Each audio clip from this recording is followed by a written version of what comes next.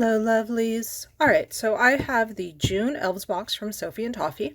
If you clicked on this video without knowing what it was going to be about, the Elves box is a subscription box from Sophie and Toffee, monthly one that I purchase every month, and I just kind of give you guys my opinion as I open it up. I am so confused as to which box has just arrived. I've been looking at their social media. I don't know where we are in the cycle. I just know that I buy the standard box, not the premium box, and I am not getting the fancy Disney one that they've started advertising. That, by the way, looks really cool. And I've seen some box openings from some other people. And I don't know, maybe if I can pick up some more patrons, I can consider adding that to my subscription list. But for now, we're going to stick with the basic box. So let's go. Gummylicious June Elves box. Gummy resin and squishy gel. I think this is going to be really fun to play with once and then I'm going to be over it. But let's go forward. Okay, so links to their blogs, and there you have, I didn't realize there was an Elves box community. That's exciting. And let's see here, several pages of regular box items, and then descriptions. So let's start going through this. Squishy gel, which mixes at a 1-to-1 ratio. I think somebody told me you're actually mixing clear silicone in order to create these things, and if that's true, that sounds cool. I am not opposed to doing that. But anyway, squishy gel. Soft UV resin. So soft UV resin I've played with before. It always kind of weirds me out because I'm so used to doing hard resin for anything I want to do on purpose, and it stays flexible, and that's just it's kind of not okay if you're really used to working with hard resin. Personal opinion. Squishy pigment dye. No? Yes. Yes. And it says exclusive on there, which might mean that it means these are only available in the box, or it might mean these are only available through them. I don't know.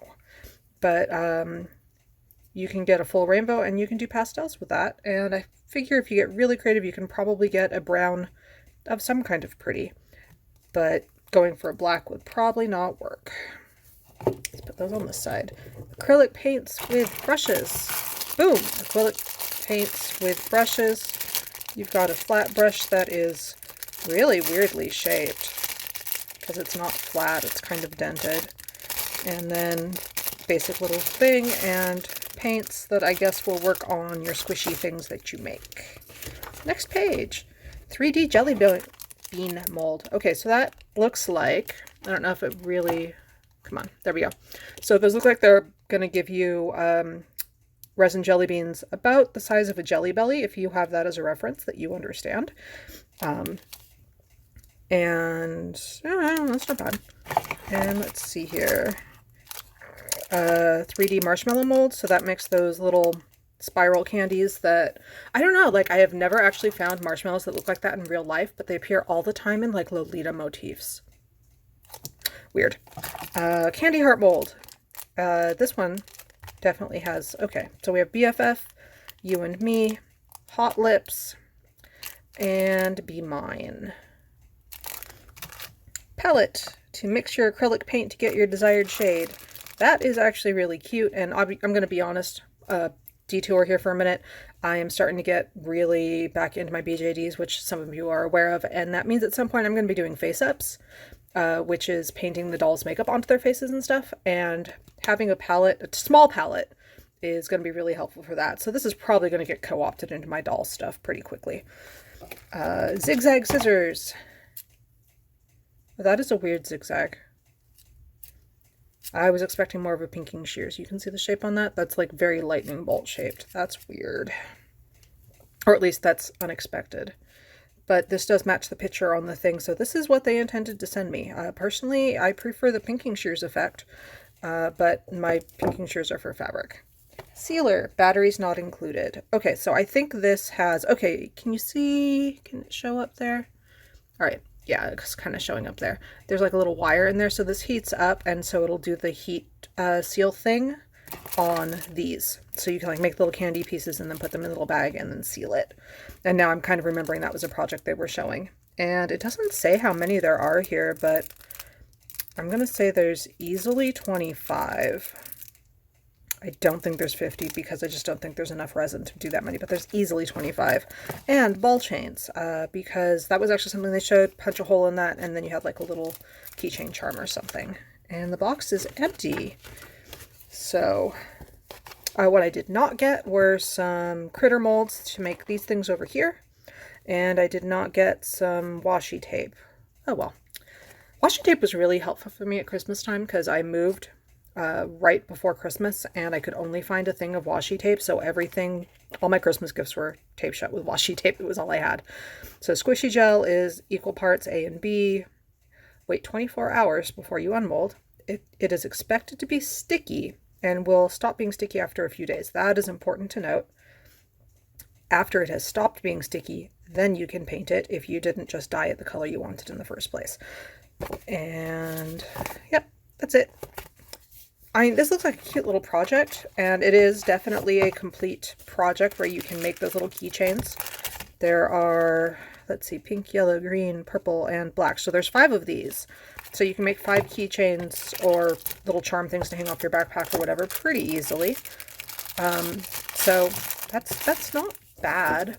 And there's definitely enough of the squishy gel that if you are able to measure precisely, which by the way is something I've learned with resin, measure precisely or you're going to be very unhappy, or at least figure out for parts A and B which one. If you have more of one than the other, you're usually okay, but it's specific. With resin, there's one that's the resin and one that's the hardener, essentially. If you have a little extra hardener, you're usually okay. If you have a little extra resin and not enough hardener, then you will never like the results you get, ever. Oh, and this does take batteries, so let's check real quick. I think that's going to take AA batteries. It says 1.5V. I think that means AA in American, but I could be wrong.